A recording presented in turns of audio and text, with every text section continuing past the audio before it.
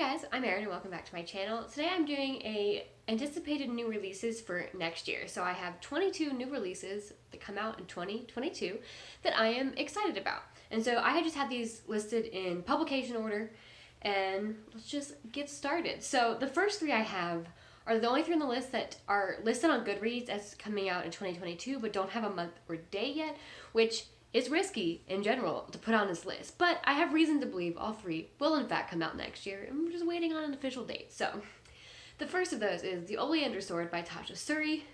This is the sequel to The Jasmine Throne, which came out last year and was one of my favorite reads of this year, about a exiled princess who's trying to kind of take back or get back to her home country and the throne, and then a maiden, or a serving maiden, who is assigned to kind of work and like clean the tower the princess is in, and they end up becoming begrudging allies. And so I really love The Jasmine Throne. I'm very excited for The Oleander Sword. I also am in love with this cover. Green is my favorite color, and this is beautiful. And I'm pretty sure this will come out next year, given that it has a whole cover and everything. And if I had to guess, probably around the summer, just because that's when The Jasmine Throne came out. But I guess we will have to wait and find out on an exact date. So, the next book on this list is The Lost Metal by Brandon Sanderson, which is the 7th Mistborn book and the 4th Era 2 Mistborn book. So this one, again, doesn't have a specific month or day, but I believe Sanderson has stated it's supposed to come out late 2022, I think. He has said in one of his State of the Sanderson newsletters somewhere. And if there's an author that I 100% take for face value on future release dates, it's Brandon Sanderson. So while this does not have an official date on Goodreads, I'm very confident that if he says it'll come out in 2022, then it will come out in 2022. So I'm very excited for this one. I've finished all the Mistborn books several years ago, and I've been very much waiting this last of Era 2. I know a lot of people don't like Era 2 as much as Era 1, or just don't really like it at all, and I don't know which one I like better, but I definitely still really like Era 2, so I'm excited to get a new book in that, and I think I might have to do an Era 2 reread before this one comes out, but we'll see. And the last non-specific date release also doesn't have a title, which is even riskier to put on this list, so I hope I don't eat my words, and I hope this does actually come out in 2022, and that is the 3rd Scholomance book by Naomi and Novik.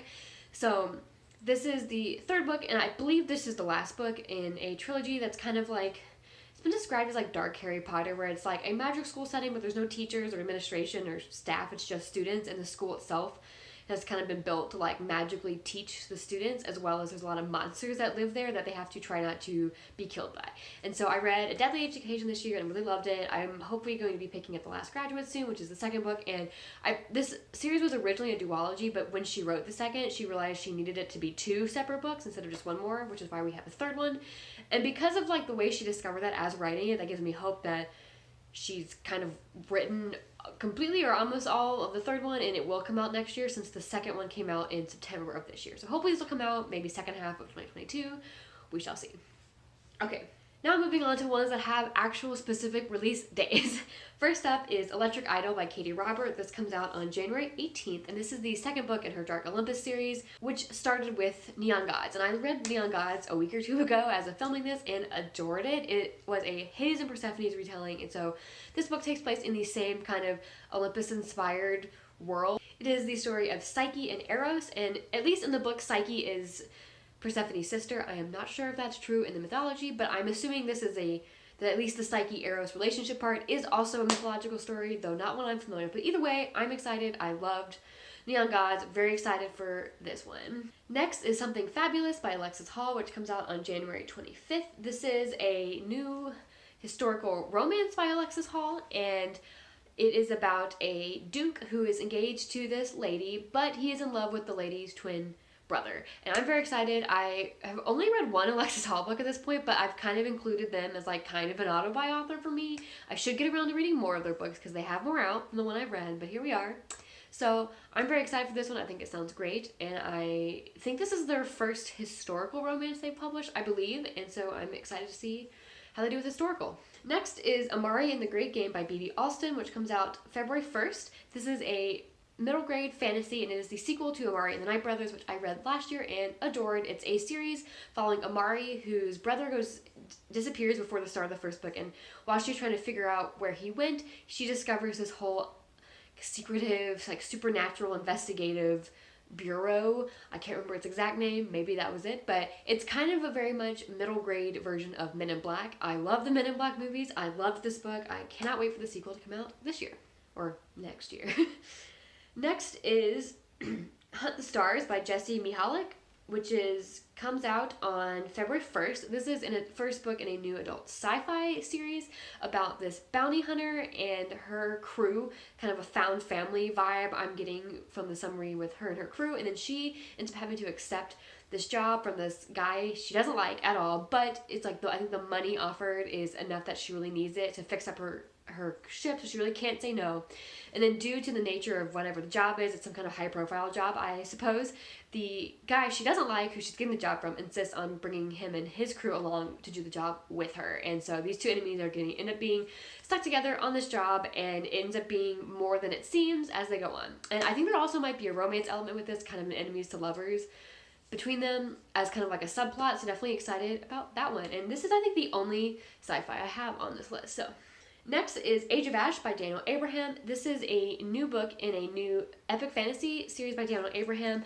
I have been interested in his other two fantasy series, and I've heard a lot of good things, especially from Library of Alexandria, but I have not picked them up, and I have not picked up the expansion yet, which is the series he co-authored, so this would be my first Daniel Abraham, and I think it sounds really good. It's about a huge epic like center of trading, this big city, and it takes place within the walls of the city over 1 year. And the way it's blurred on Goodreads, it sounds like each book will be focusing on a different person. Like, oh, the first book is this person's story within the city, and the next book will be this person's story. And I think that's kind of interesting, maybe having, I guess, a different character. And now maybe I've read that completely wrong, but that's kind of what it sounds like. And so this first book's character is a petty thief who is investigating how and why her brother was murdered. So I think this sounds very interesting, and I'm very excited that I have an arc for it, so I will definitely be reading it, I think in January. When is it? Yeah, probably in January, and I'm very excited to pick up my first Daniel Abraham. Next is The Lady Simpson Air by Harper St. George. This is the third and final book in her Gilded Age Heiresses series, which I adore.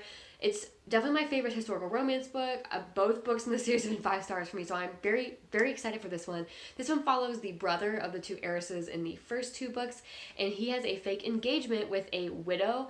And in his end, he wants the fake engagement, I think, to just, like, get out of an arranged marriage that, like, I think probably his parents are trying to set up. And then she wants the fake engagement because she's like the, I guess, sponsor or the director or is involved with some kind of like home for young women, and people don't really want to be involved with it since she is an unmarried radical. And so her being married will help people be more willing to, I guess, give money to it. So she's hoping that'll help her image. And love a good fake engagement story, so let's go. Next is Scorpica by Greer McAllister. This is the first book in a new adult fantasy series about a matriarchal society in which it's been like 10 or 20 years and no girls have been born in this society. And so that really, I guess, it goes through the fallout and implications of what that means for a matriarchal society when there are no more women to take over these, I guess, leadership, I guess, ruling seats. And so I think it sounds really good.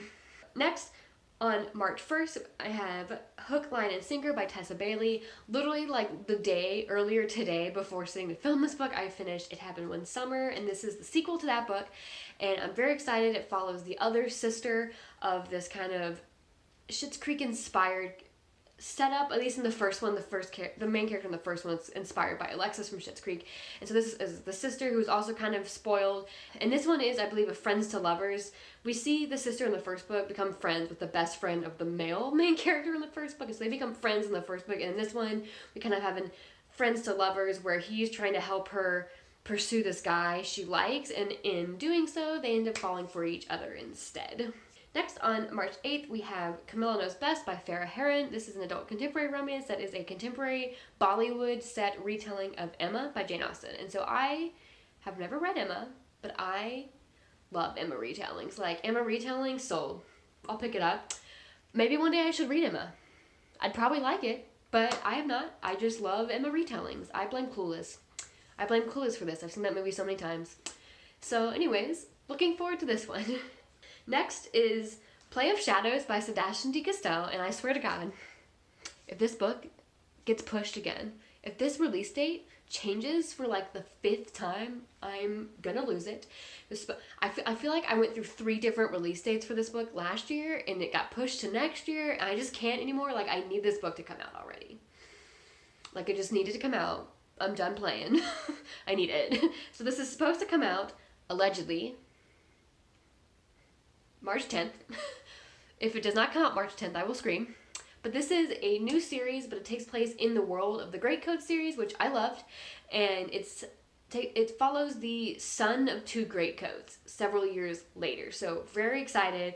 I believe the son is some kind of duelist, but he gets involved in some kind of like troupe of actors somehow. Not completely sure, because all I really needed to know was it was the Great Coach universe, and that's all. I was sold. That was it. I'm gonna buy and read it regardless of what it's about, knowing that. So if it doesn't come out in March, I will come and find you, Sebastien de Castell, and make you give it to me. I need it. Next, coming out on April 19th is Fevered Star by Rebecca Roanhorse. This is the sequel to Black Sun, which is a pre-Columbian era-inspired fantasy series that I adored. I read it earlier this year, and it was so good, and it kind of ended in the middle of a climax. So like it was like a mega cliffhanger, like the biggest cliffhanger I think I've ever read in a fantasy, because it truly ended in the middle of the climactic action. So definitely ready for this. Next on May 3rd is Book Lovers by Emily Henry. Emily Henry is a author who has definitely become an auto-buy for her adult romances for me. And so this one follows a literary agent who's taking a month-long vacation in small town North Carolina with her sister. And while she's there, she keeps bumping into this editor from back in the city she's from, who, when they're in the city, like doing their job, they butted heads a lot, and now they keep running into each other in this small town. And we all know small towns are the best places for a good contemporary romance to play out, so here for it. Next, on July 12th, wow, we really just skipped June. Interesting. Guess June's not doing it for me today. But so July 12th is How to Sell a Haunted House by Grady Hendrix. There's really not much in the blurb on Goodreads for this one right now. I assume it's going to be some kind of haunted house story, based on the name. But that's fine. I want to read it. I read 2 Grady Hendrix's book in October and really liked them both, so very interested for his next one, just based on the author alone. So let's go. Next, on August 2nd, is Husband Material by Alexis Hall. And this is the sequel to Boyfriend Material, which I read last year and adored. At the time, I did not know there was going to be a sequel. I think at the time it was not announced yet. It wasn't just like I didn't know. Like, it wasn't announced yet that there was going to be a sequel. And there's going to be a sequel and a 3rd one. Like, bless up. Thank you, Alexis Hall, for blessing us with more Boyfriend Material series books. Very into that. So this one, contrary to the way most romance series works, this one follows the same couple from the first book. So I do not know what we're going to follow them doing, because they're already together. But I don't care, because I love them. So I will gladly follow them in whatever they do in this book. Seems like they might be getting married based on the name, but I guess I'll find out. Next, on August 9th, we have Furysong by Rosaria Munda. This is the 3rd and final book in the Fireborn series, which is, I think it's called the Aurelian Cycle is the series name, but I read Fireborn and Flamefall this year and adored them. Some of my favorite reads of the year. Flamefall left me just like a ball of crying emotions, and I need this. I need this 3rd book immediately, so bad. I must know what happens. We're ready for it. I'm not emotionally ready for it though. Next, on August 23rd, is Ruby Fever by Alona Andrews. This is the 6th book in the Hidden Legacy series and the 3rd book in the 2nd arc of the Hidden Legacy series, and I read all 5 last November, and then just missing the last one now, but waiting for it to come out since then. And I really need to know how this series finishes up. So this series takes place, it's kind of like an urban paranormal fantasy in Texas, where there's these like family houses of like magic users that kind of like run the like hidden like magic world. Like, it's not literally hidden, but it's like secret from non-magic people. And so it follows 2 sisters, or follows a family, a small family in this world. And the first arc follows one sister, and the second arc follows a second sister, and it's kind of like a slow burn paranormal romance. It takes 3 books for them all to get together, and I just need them to get together in this 3rd book. Like, I need it. I'm ready for it. Next, also on August 23rd, is Babel by R.F. Kuang. And I love R.F. Kuang. The Poppy War is one of my favorite series. I'm very excited for literally anything she could write, but also this just sounds super dope. In addition to just being a new R.F. Kuang book, it's about like the early 1800s, like Oxford, and there's this like Institute of Translation called Babel, and it follows these translators in Oxford, and there's some kind of war between Britain and China as well. There's like some kind of shady secret society. It sounds very cool. I think it was blurbed as like the secret history mixed with Jonathan Strange and Mr. Norrell as far as like the vibes, and while I've read neither of those, maybe that will tell you something. Next, also August 23rd, is Heartbreaker by Sarah McLean. This is the next book in the Hell's Bells series. I read the first one last year, Bombshell. It was good.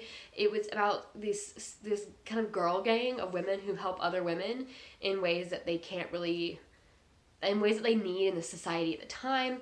And this one specifically follows Adelaide, who is a thief who helps stop marriages that the brides don't want to be in before they happen. Like, she stops the weddings. And in this one, she ends up on a road trip with a duke who is when they're both traveling to go stop the same wedding, and I love a good road trip. So I'm excited for this one. That's a good trope. Tropes are on point for this one. And then my 22nd book for this list is Love on the Brain by Allie Hazelwood. I have no idea what this is about. I couldn't tell you.